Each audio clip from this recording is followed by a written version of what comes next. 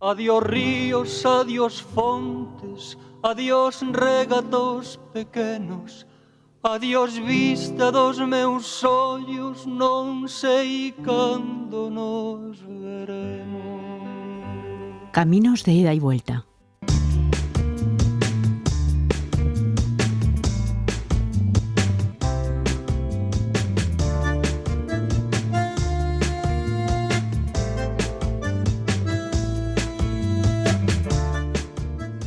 Hoy en Caminos de ida y vuelta vamos a hacer un camino a través de la magia. La magia que ha estado presente en la historia del hombre desde tiempos inmemoriales. La magia que ha estado en los libros. La magia que ha llegado hasta ahora mismo. Porque el estudio del mundo de los grimorios pudiera parecer quizá a simple vista como algo relativo siempre al pasado, que está lejos de este mundo de ahora tecnológico, científico, pero yo creo que eso es algo bastante alejado de la realidad. Y para hablar de los grimorios, de los recetarios mágicos, de los libros de magia, está hoy con nosotros Roberto Morales. Roberto Morales trabaja en Iliulce y es también doctorando en la Universidad Autónoma de Madrid y estudioso del tiempo de la Inquisición y también de la magia, de los brujos, de los grimorios. Bienvenido. Muchas gracias, Isabel. Lo primero quizá es saber qué significa esta palabra. Es una palabra bonita, pero parece que está un poco en desuso, grimorio. Grimorio, además, es una palabra que no se sabe muy bien su origen. Grimorio significa conjunto de reglas. Lo más probable es que viniera del francés. Hay dudas si es francesa o española. Pero yo creo entender que es francesa porque Sebastián de Covarrubias en su Tesoro de la lengua castellana no la recoge. Y hay muchos términos mágicos que recoge, pero precisamente grimorio no. Y sí que sé que se utilizaba porque en los casos inquisitoriales siempre se habla de grimorios. Grimorios o clavículas, porque hay uno de esos grimorios, la clavícula de Salomón, que era el más famoso, que terminó siendo sinónimo, clavícula de grimorio. Pero es una palabra muy curiosa, creo que de origen francés. En cualquier caso, y hablaremos también, por supuesto, de la clavícula de Salomón, son libros que recogen muchas cosas, porque no recogen una sola cosa, recogen muchas cosas. La magia, he dicho al principio que en ese tiempo de la Edad Moderna viajaba de un sitio a otro, y ahora veremos de qué manera, viajaba a través de los árabes, de los judíos, de los sacerdotes, por supuesto, que eran los que detectaban el poder dentro de la Iglesia Católica, y también ha viajado hasta nuestro tiempo, porque la magia siempre está presente en muchas culturas, pero también en la nuestra. Bueno, hay una cosa muy curiosa, aparte de historiador, bueno, pues con este mundo de la cultura he sido librero, y una de las cosas que me llamó mucho la atención es que la gente siguiera pidiendo este tipo de libros. Te venían pidiendo el Necronomicon, que es una novela de Lovecraft, y lo reconoció él, pero te venían pidiendo la clavícula, libros de magia, libros de ángeles, en el siglo XXI, y que sigamos un poco en esta dinámica. Y yo lo he entendido, o creo haber entendido, que cuando hay estos periodos de crisis, no solo económica, siempre hablábamos de la crisis económica, pero creo que hay una crisis cultural evidente, la gente se agarra a lo que sea. Y ese lo que sea, pues en muchas ocasiones es el remedio que se ponía en el 16 o en el 17 sigue siendo el mismo, la magia. El remedio del 16 o el 17, la magia, pero ¿cómo surgen estos primeros libros? Por ejemplo, podemos hablar del Liber Picatrix, que es el primer libro de magia. ¿Cómo surge? ¿Quién lo escribe?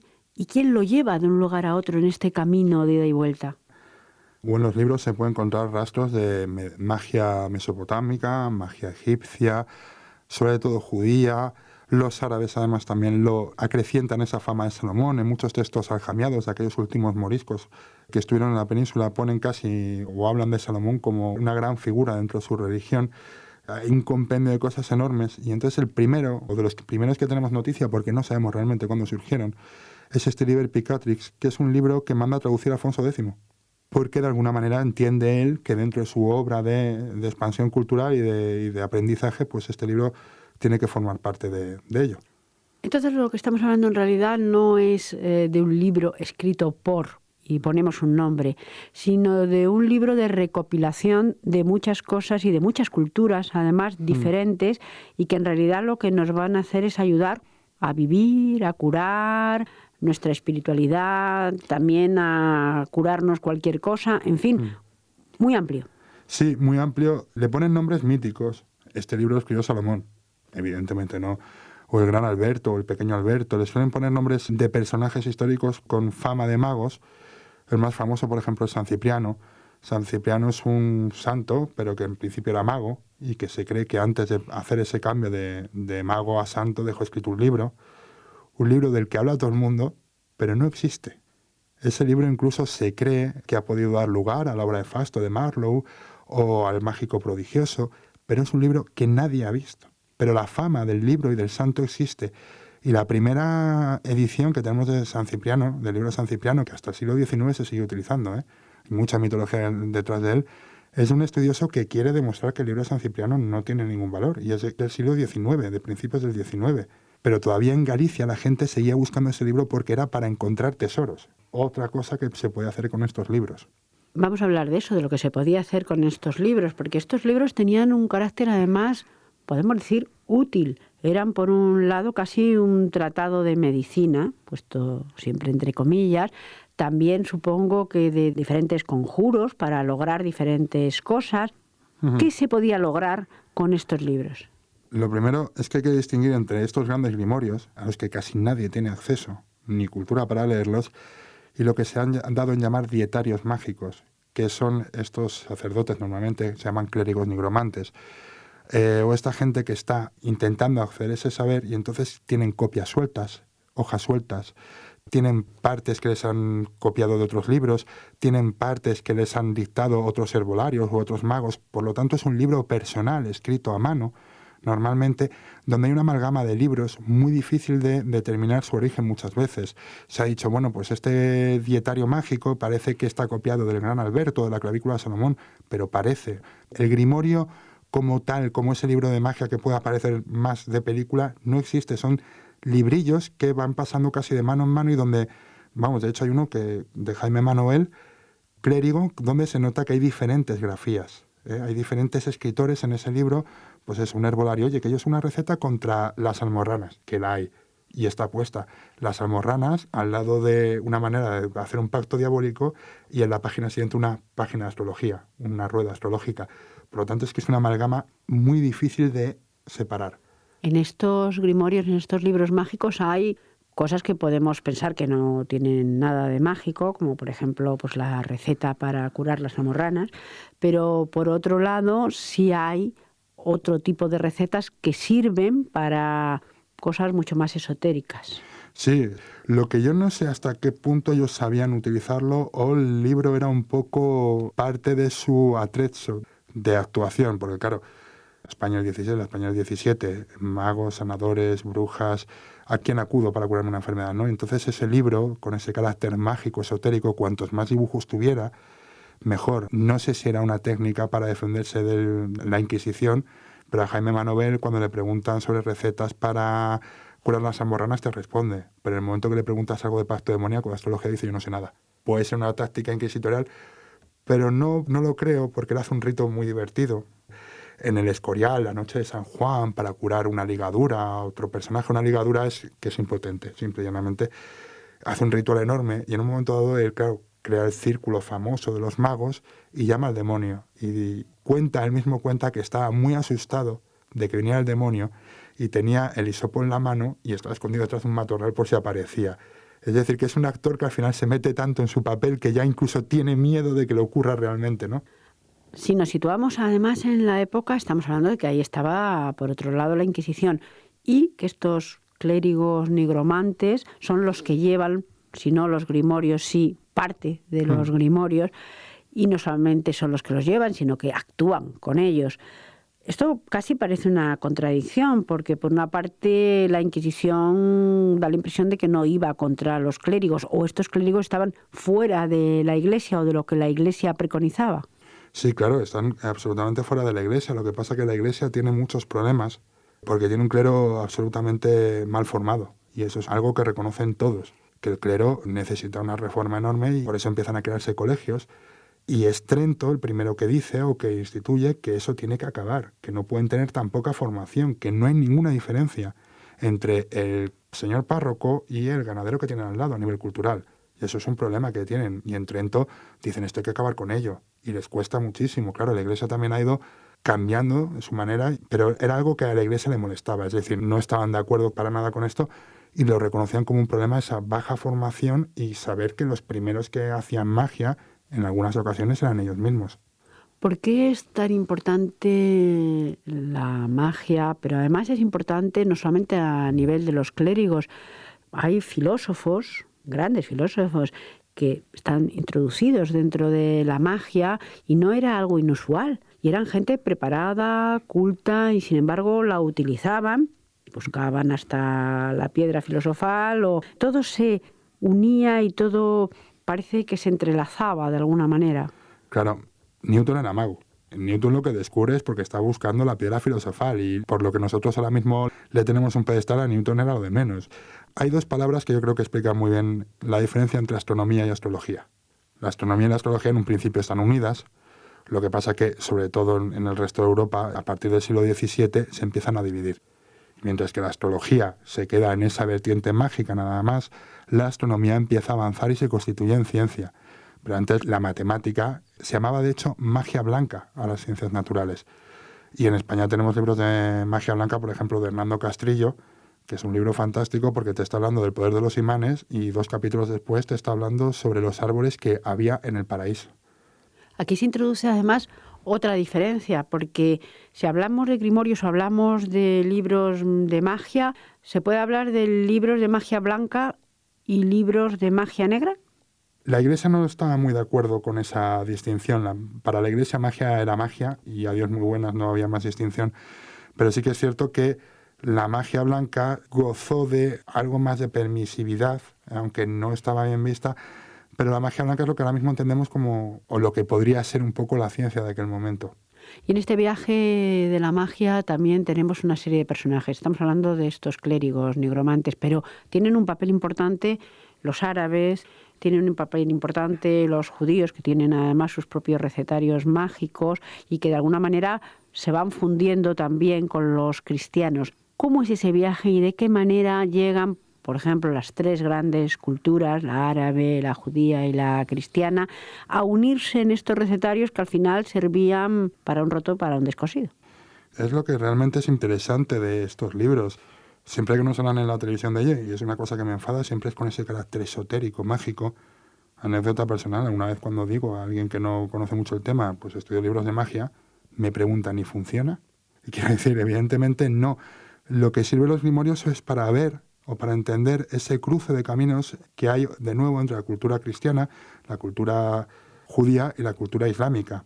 Estos libros tienen mucho de magia judía, de cábala, son popularizados por los musulmanes, los españoles los recogen y ponen parte de sí mismos en ello, y luego, pues, por ejemplo, viajan con los sefarditas. El problema con estos libros es que, por ejemplo, hay un boom de literatura pseudo-salomónica, como se llama, porque clavículas de Salomón había por toda Europa. Era una auténtica plaga, entendedme la palabra, este tipo de libros, pero son libros que nos sirven para ver hasta qué punto había un entendimiento o un intercambio de saberes entre estas 3 culturas. Y de hecho la literatura aljamiada tiene mucho contacto con este tipo de libros, con esos recetarios que se encuentran luego. Conclusión, todos entendían la magia de una manera bastante similar, tanto judíos como musulmanes como cristianos, y se pasaban recetas unos a otros. Hay, yo supongo, gran parte de estos libros mágicos pues que no tienen un fundamento, desde luego, científico, pero también supongo que en recetas, por ejemplo, para curar esto o aquello, pues las distintas hierbas naturales se siguen utilizando y se siguen utilizando en tribus africanas y en muchas partes del mundo, pues tendrían cierta base científica. No recuerdo cuál Isabel, pero en una había que utilizar excremento de arce. Evidentemente había cosas que funcionaban. Esto es un poco como el recetario de la abuela, ¿no? Que hay cosas que sí, que tienen su base científica, que luego se ha demostrado, pues fíjate, sin saber, pero han llegado aquí, pero otras muchas no. También hay un movimiento que quiere recuperar mucho de este saber ancestral pensando que hay, bueno, pues hay recetas que efectivamente están basadas en cosas naturales, porque además eran remedios que se pasaban entre boticarios, entre médicos, entre farmacéuticos, pero luego otros que no son medicina. Y servían para curar, servían para hacer o para buscar otras cosas de más calado y más espirituales, también servían en el campo del amor o del odio? Sí, sí, sobre todo. Y del juego. De hecho, Jaime Manovell lo que intentaba era ganar dinero para luego jugar a las cartas. Hay una receta muy curiosa en el libro para que veamos la ingenuidad de esta gente, ¿no? Que dice que para ganar a las cartas tienes que poner unas palabras en unos huevos y mientras que estás jugando a las cartas, tener los huevos debajo. Y le pregunté a la Inquisición y funcionaba. Y dice, nunca lo supe, siempre me ponía nervioso y los aplastaba. Es decir, hasta ese punto de ingenuidad. Pero estos libros buscan respuestas a las 3 grandes claves que yo creo que todo el mundo a día de hoy. Contra el dolor y la muerte, el amor y el desamor y el dinero, como hoy. Este es otro camino, porque eso es un camino que efectivamente estábamos hablando de cómo se unen las distintas culturas y cómo lo van llevando por Europa, pero también cómo viene hasta nuestros días. Es curioso ver, por ejemplo, un día de Navidad con la lotería y cómo la gente va vestida de esto, de lo otro, lleva no sé qué en la mano, pensando que eso le va a dar suerte para la lotería. Eso sigue funcionando. Sí, sí, sí. Y la astrología, ahí ahora mismo enciendes la tele por la noche y es un pavor, porque te leo las cartas, la rueda astrológica, y tú te preguntas cómo a día de hoy esto funciona. Evidentemente que en el 17 lo hicieran tiene su razón histórica, no tenían los elementos adecuados, la ciencia no había avanzado. Cuando la ciencia nos desahucia, que suele ocurrir a veces, desgraciadamente, o cuando uno cree que tiene mala suerte, pues acude otra vez a este tipo de cosas cuando no tiene ningún fundamento. Este terreno mágico que se une también de alguna manera con el terreno de las religiones, y ahí también, y ya nos retrotraemos otra vez al siglo XVII, y estamos hablando de la Inquisición. ¿De qué manera luchaba la Inquisición contra los grimorios y contra los recetarios mágicos que andaban por toda Europa de una manera u otra? La Inquisición luchaba sobre todo cuando el que lo tenía era un clérigo, porque lo querían quitar de la circulación, no les gustaba evidentemente todo esto. Pero por otro lado, saben que son embaucadores. Es decir, aquí no se lo vamos a quitar porque es un mago poderoso o porque puede hacer pacto diabólico, se lo vamos a quitar porque está engañando a la gente. Y esa Inquisición lo tiene muy claro. Porque la Inquisición española, que tiene un gran defecto, la Inquisición española, siempre lo digo, no es que quemara a la gente por bruja, sobre todo el control mental y político que hacía. Pero la Inquisición española no cree demasiado en el demonio. Cree, porque tiene que creer, pero ya duda mucho que esté haciendo pactos con ancianitas o que esté en medio del campo con un clérigo nigromante. Es por el embaucamiento que hacen. Por lo tanto, es más bien casi una cosa de tipo civil, más que religioso. Sí, pero como eran sobre todo sacerdotes, la Iglesia rápidamente los quería quitar de en medio porque evidentemente no les gustaba. Curiosamente, los grandes grimorios, los grimorios estos tan famosos, el Gran Alberto, el Pequeño Alberto, el Clérigo de Salomón, los tenían ellos. La gente entonces eso en realidad no lo ha visto nunca o no lo veía, ni la clavícula de Salomón. San Cipriano ya hemos dicho que es que no existió prácticamente, ¿no? No existe hasta el siglo XIX que se hace la primera edición. También el primero del que hemos hablado, el Liber Picatris y otros muchos. Si no los veían y veían esa especie de trozos sueltos que se iban pasando del boca a boca o porque algún clérigo había visto una parte y la había escrito, ¿cómo pueden llegar a tener tantísimo éxito? Bueno, hay veces que tienen alguna edición, que sobre todo venida de Francia. Además es curioso, la edición que se utiliza, francesa, que llega a trozos a España, es la misma que se sigue utilizando para las ediciones de hoy de la clavícula de Salomón. Les llegan trozos, hojas sueltas, cosas que traen escondidas y entonces se lo van copiando unos a otros. Pero lo que interesa sobre todo es, como te decía, que estuvieran escritos a mano, porque la palabra tiene su poder mágico. A nadie le servía un grimorio hecho en imprenta. No servía para nada, no era mágico. Y además era algo que de alguna manera podías comprar, por lo tanto perdía un poco ese carácter único y mágico. Pero si tú veías a un mago con un grimorio que además siempre iba escondido en unas tapas de misal, con unos dibujos extraños que no habías visto, todo eso ayudaba al atrezo del mago. Pero también eso llega casi hasta hoy, esa magia de la palabra y de la palabra escrita a mano, nunca mejor dicho. Quizás estamos perdiendo totalmente la magia pues con toda la tecnología.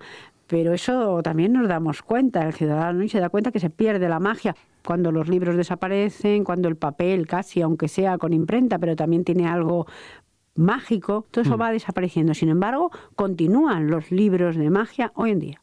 Sí, no sé si hechos a mano, pero los que sí que se venden es curioso porque intentan imitar esa escritura a mano. Es decir, no tienen letra de imprenta, no tienen el Times New Roman, no tienen una letra de redondilla imitando a la escrita para que de alguna manera recuerde que el origen tiene que ser la palabra escrita. Un mago que se preciara a día de hoy tendría que copiar el libro, no valdría que fuera el impreso.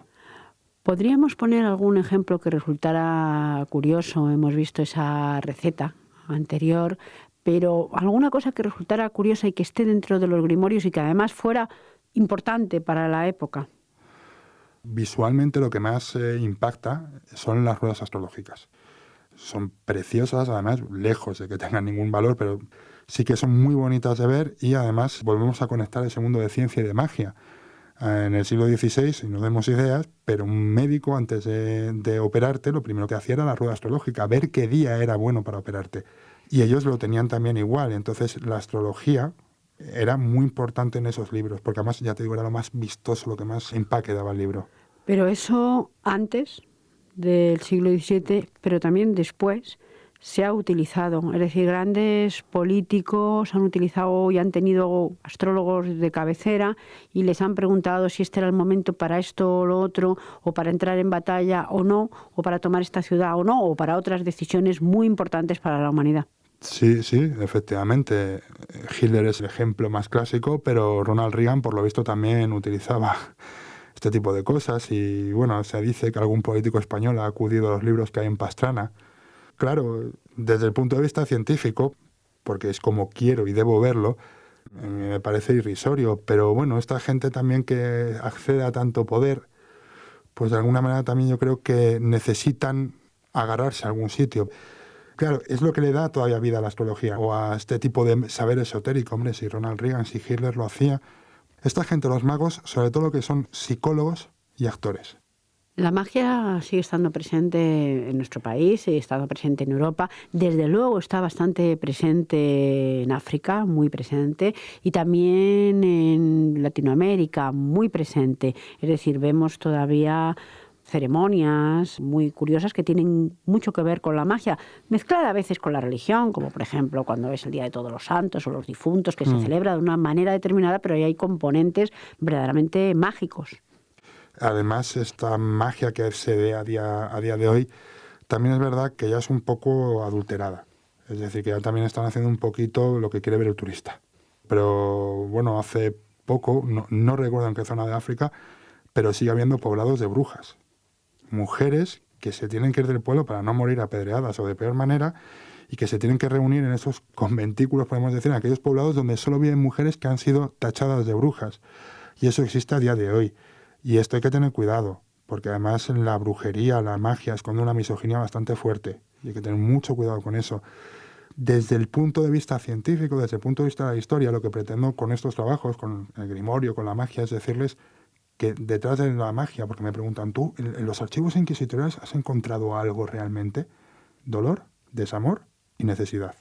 Esos son los archivos inquisitoriales, es decir, en realidad ni magia ni pactos con el diablo, sí curiosidades. En otros programas hemos hablado pues de personajes curiosos que han pasado por la Inquisición, pero no dejan de ser eso, personajes curiosos que no tienen nada que ver con la brujería y con la magia. Sin embargo, vuelvo a decir, hay muchos países en los que la gente entra hasta en trance. Sí, pero bueno, eso ya tiene que ver con drogas, con estados anímicos. Sobre todo también hay gente que tiene una capacidad de persuasión enorme. Las sectas sabemos que, por ejemplo, ¿qué hacen? Pues no comer carne. ¿Por qué? Porque la carne lo que te hace es que el cerebro te funcione más rápido. Si yo elimino la carne de tu alimentación, tú vas a estar mucho más predispuesto a creer lo que yo te digo. Los embaucadores, porque son embaucadores, lo saben muy bien. Y saben que dando tal droga de tal tipo, pues se entra en trance. Luego hay un uso mágico de la droga, que efectivamente está. Se decía que antes la droga la tomaba uno, que era chamán, y que sabía lo que tomaba y lo controlaba. Y ahora el problema de la droga es que lo toman todos. Y ese todo, y además drogas que no son naturales y sin control, y esa es una gran diferencia. Pues hemos hablado en estos minutos de los recetarios mágicos, de los libros de magia, de los grimorios. Muchísimas gracias, Roberto Morales. A vosotros. Caminos de ida y vuelta, un programa de la UNED con la colaboración del Centro de Migraciones y Exilios, el CEME, para Radio Exterior de España.